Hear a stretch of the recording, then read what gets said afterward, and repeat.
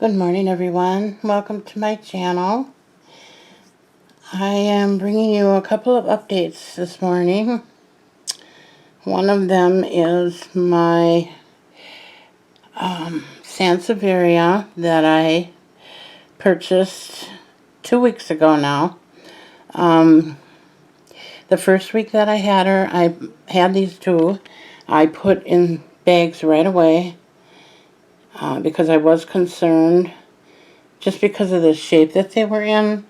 And I've made myself a promise that I will never again bring a plant in the house without quarantine it the way I used to years ago, which is putting it in a plastic bag for up to 14 days.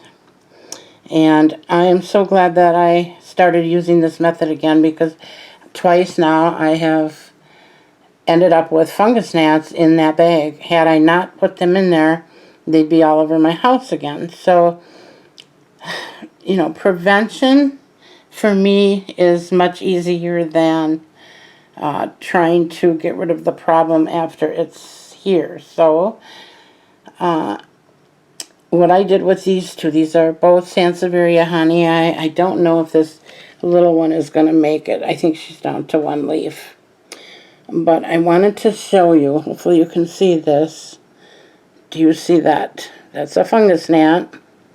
And there are quite a number of them in this bag.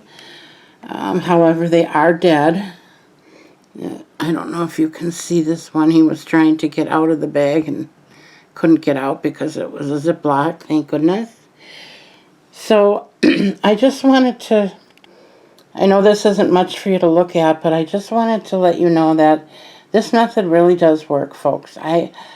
What I did when I brought these home, I put them directly in a bag. I left them in there for a week, and I saw that there were a lot of fungus gnats that had hatched. So I took it outside, I washed out the bag, I repotted both of these into my own clean pots. I put them back in this bag, and I treated the soil with the bonide granules, so that anything that, if there's any larvae in the soil, it will kill that, so no more hatching should be able to take place here, hopefully. So I'm probably going to take this out today. I'm not sure yet. I want to wait until the sun is high noon so I can take it outside and get a really close look at it.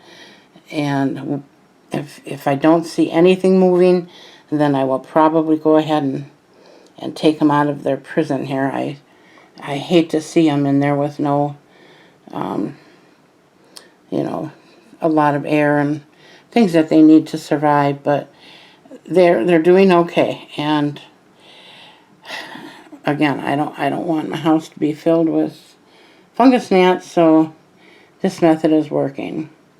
I did purchase some neem oil, and I just want to caution you, I don't remember the name of the company, but when you're buying neem oil off of Amazon, be very careful, folks, because I got duped.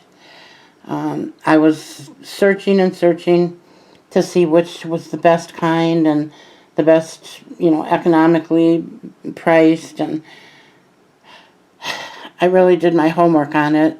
But what happened is the company that I ordered from, the page that it was on, I was looking for a gallon. I thought if I'm going to use neem oil, I'll just get a big one right away, and we'll just, you know, because it's, in the long run, it's more cost effective.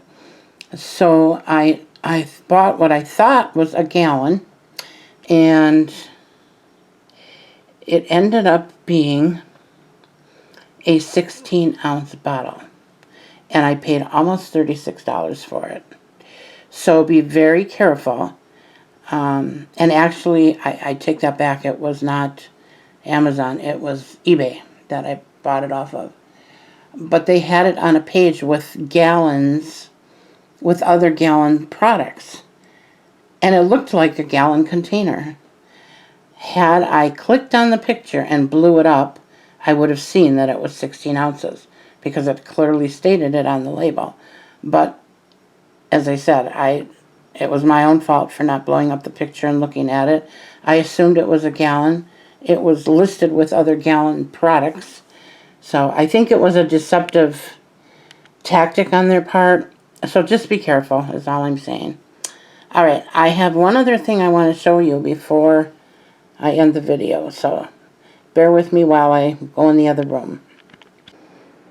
Alright, and there she is. My Pilea update. Those of you that have been following me will know that I have been having issues with her. I could not figure out what was wrong for the life of me.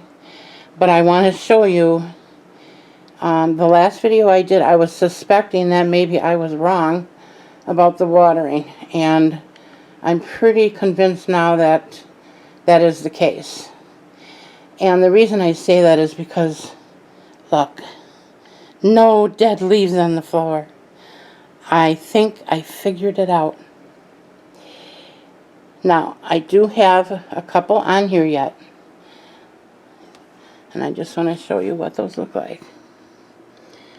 But keep in mind, I was getting a lot of these. My goodness, I think anywhere from 5 to 8 leaves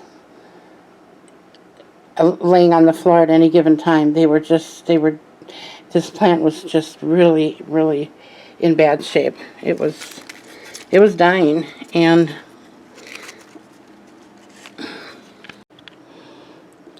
I had to put you on pause a second because I had to turn it, and I couldn't do that with one hand.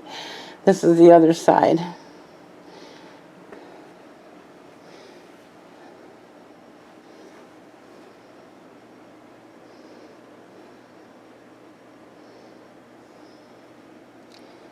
You can see the wonderful, wonderful growth I'm getting here now.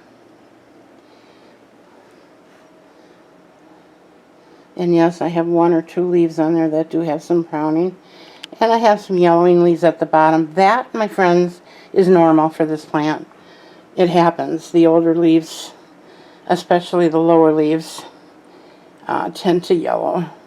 One of the things I do for that problem, though, is I add Epsom salt to my watering schedule. And I do that for several of my plants a couple times a year. I'll put a tablespoon of Epsom salt inside a gallon of water, and I use distilled. And then I water it usually 2 times in a row with that Epsom salt water. And that brings back the dark green foliage color. So anyways, I just wanted to update you, and I just wanted to say, you know, don't ever be afraid to admit that you're wrong, because I was dead wrong on this. I even said in my first video when I was begging for help, I said, please don't tell me it's a watering issue, because I know it's not. Well, I was wrong. It wasn't a watering issue.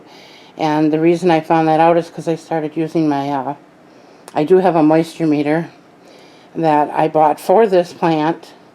And if you haven't seen my previous videos, very quickly here, the reason I did that is because I couldn't find a more shallow pot.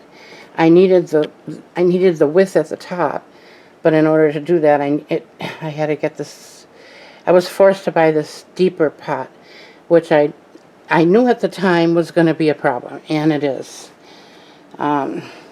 because this plant has fairly shallow roots. So what happens is the top of it, when I feel it with my finger, is dry, and then the bottom is still wet. And I don't want to end up with rot. And I know that the pot is wet because I can feel it. So when I started using my moisture meter, I realized this plant has got to go in a more shallow pot. And I'll be on the lookout for that, because I'm afraid if I don't, I'm going to end up losing her eventually. When I use the moisture meter, every day I have watered her. Every single day, without fail. It's dry. It's down to between a 1 and a 2, even though I soak her really good when I do water her. So I'm hoping that this will help you. If you own a Pilea peperomioides, get that straight one of these days. Old habits are hard to break, and I've been mispronouncing it for a long time. So, peperomioides. But hopefully this will help you if you are having this issue. I know some people did comment that they were. And like I said, I've only had a couple, I think there's only 2 leaves on there that have brown on them. And I was getting 2 or 3 a day. Some days I'd notice, you know, that I'd go one day and then go the next day and look at it, and I saw 3 more, and then they started falling on the floor, and I had 7, 8 leaves laying on the floor. So I was very concerned I was going to lose her, but the good news is that I was wrong, and that I figured that out, and I'm not afraid to admit it. So hopefully that will be helpful to those of you that own this plant, and you'll be able to help your own plant survive and thrive. All right, my friends, and maybe I'll give you a quick peek at one of her babies in the window there. She was having the same problem. She definitely needs to be repotted, and I need to get her out of that direct sun because it is turning her red, which I don't mind, but I don't like to stress her out needlessly. So that's that. And then I've got another baby up here.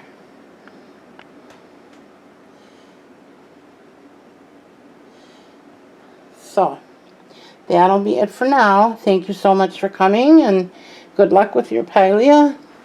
If you have one, if you don't, you should get one. They are such fun plants, the way they grow, and it brings me so much joy. They just look like a happy plant, don't they? All right, you all take care, and if I don't get back to you before the weekend is over, please drive safe. All right, thanks for coming. Bye now.